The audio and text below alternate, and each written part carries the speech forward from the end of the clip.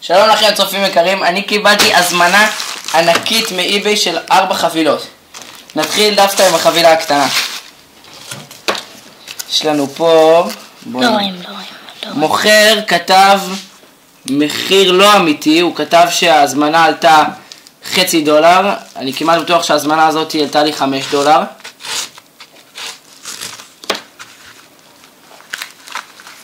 בואו נראה מה זה. כן, ההזמנה עלתה לי $5. זה מין קולר חמוד כזה שמתחבר לכל כלב קטן עם רצועה. זה בעיקר לכלבים קטנים, פינצ'ר, פקינזים. נחמד, יפה. נעבור להזמנה הבאה. בואו נראה. עוד פעם, מוכר כתב מחיר לא אמיתי, $8. למה הוא כתב $8?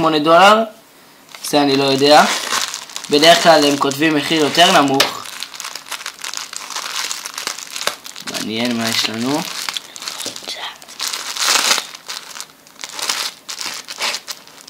$8? מה הזמנתי $8? יפה. זה חולצה לכלב שלי גם. נראה אם תתאים לו במידה. בואו נראה. לדעתי המידה כן תתאים לו בסך הכל. חולצה חמודה, עלתה לי אולי $1.5, אני לא בטוח. כמו שאתם רואים, הבת שלה הוא לא משהו, אבל החולצה הזאת סתם אמורה להיות יפה, היא לא אמורה לחמם אותו משהו. ג'קט הזמנתי לו בהזמנה אחרת, יגיע עוד מעט. בואו נראה מה עוד יש לנו. עוד הזמנה שעלתה לנו $1, מחיר כנראה אמיתי. נראה מה קיבלנו פה. נראה מה קיבלנו כאן. מעניין מה מוכר. ומה זה? מוזר.